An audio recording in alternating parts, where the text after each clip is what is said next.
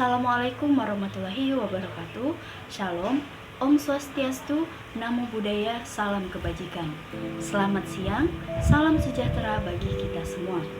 Puji syukur kita haturkan kepada Tuhan Yang Maha Esa, berkat rahmat-Nya lah video UTS mata kuliah metode pekerjaan sosial dengan dosen pengampu Ibu Desi Afrita AKSMP dan Ibu Rosi Elvini Siregar Esos MKesos ini dapat selesai.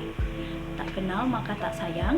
Perkenalkan, nama saya Aprilia Nuranda Pabel dengan NPM D1A023008, Prodi Ilmu Kesejahteraan Sosial, Fakultas Ilmu Sosial dan Ilmu Politik, Universitas Bengkulu. Pembahasan yang pertama, saya akan menjelaskan mengenai pekerjaan sosial sebagai suatu profesi, kriteria profesi, kerangka pengetahuan, nilai, dan keterampilan pekerja sosial, serta bidang kerjanya. Pekerjaan sosial adalah profesi yang bertujuan untuk meningkatkan kesejahteraan individu, keluarga, dan masyarakat melalui intervensi sosial. Profesi ini memiliki kriteria yang membedakan dengan bidang lain. Yang pertama, mempunyai kerangka pengetahuan, nilai, dan keterampilan yang sistematis. Kedua, diajarkan melalui pendidikan formal. Dan yang ketiga, ada asosiasi yang mengatur dan mengorganisir kegiatan profesi dalam masyarakat. Pertama, ada kerangka pengetahuan atau body of knowledge pekerja sosial.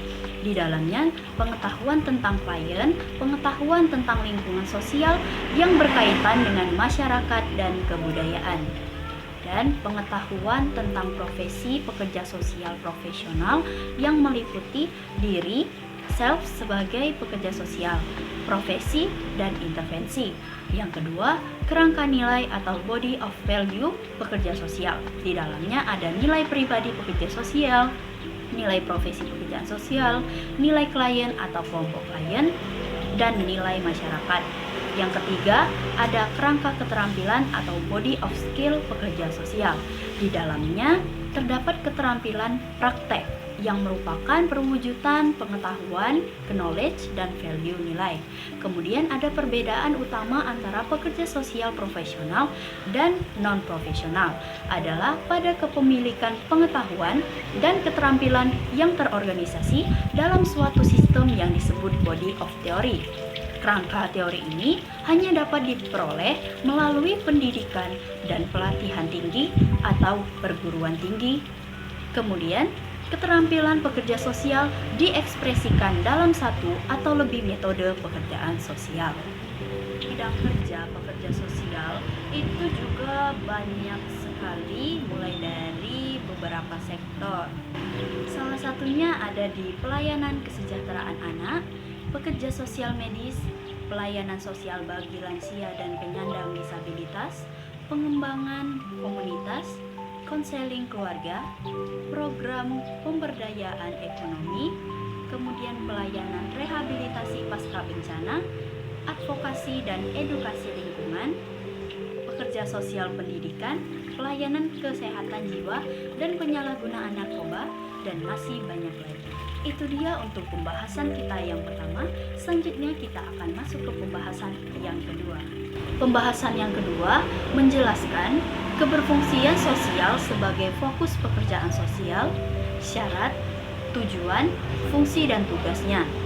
Keberfungsian sosial mengacu pada kemampuan individu atau kelompok untuk memenuhi peran dan tanggung jawab mereka dalam kehidupan sosial.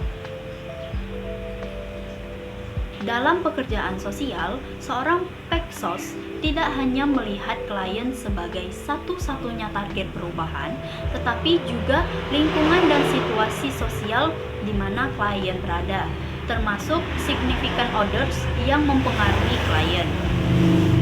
Syarat keberfungsian sosial yang pertama adalah memenuhi kebutuhan, kedua mampu memecahkan masalah, dan yang ketiga dapat menjalankan peran.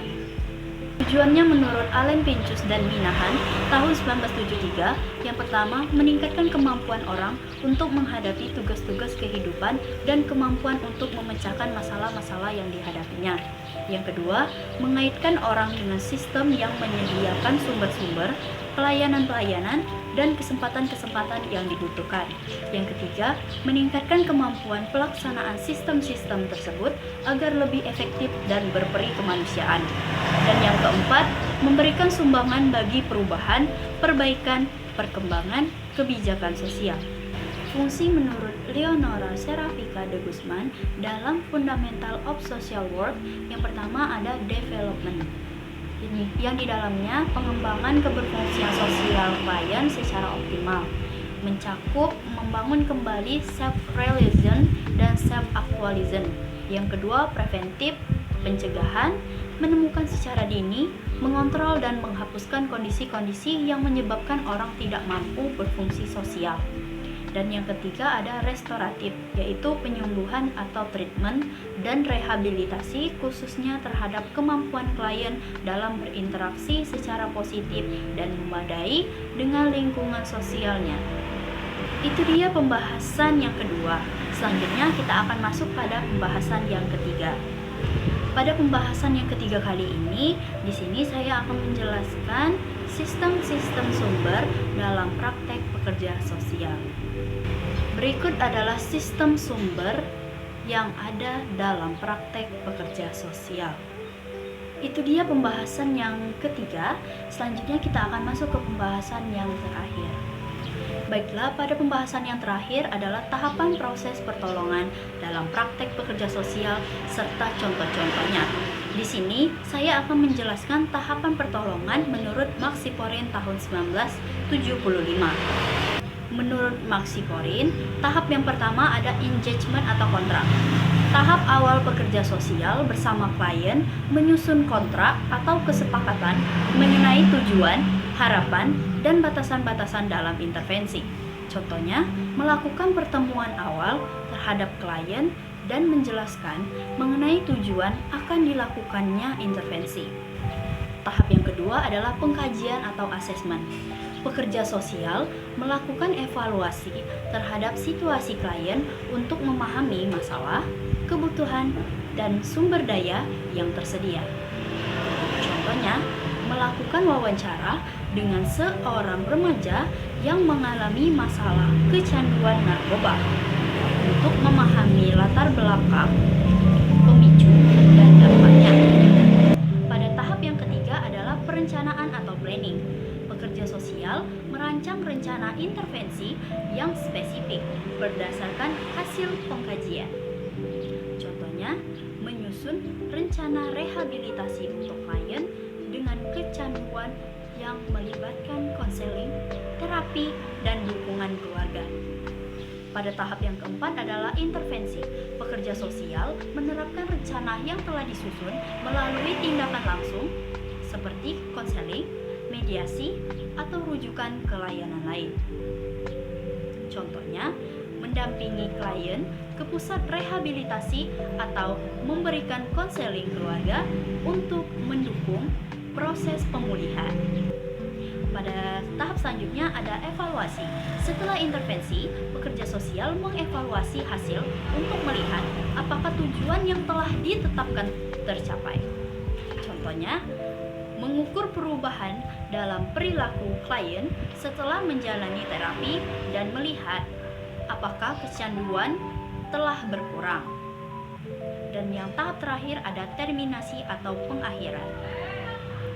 Jika telah tercapai hubungan antara pekerja sosial dan klien diakhiri, tetapi dengan persiapan untuk dukungan masa depan jika diperlukan. Contoh, menyelesaikan hubungan formal setelah klien menunjukkan pemulihan penuh dan dapat berfungsi secara mandiri di masyarakat. Itu dia beberapa pembahasan yang telah saya bahas untuk mata kuliah metode pekerjaan sosial. Semoga apa yang telah saya jelaskan bisa bermanfaat untuk kemudian hari. Saya Aprilia, saya ucapkan terima kasih dan mohon maaf apabila ada kekurangan dan salah kata. Dan kepada Allah saya mohon ampun. Akhir kata, wabillahi taufiq wal hidayah. Wassalamualaikum warahmatullahi wabarakatuh.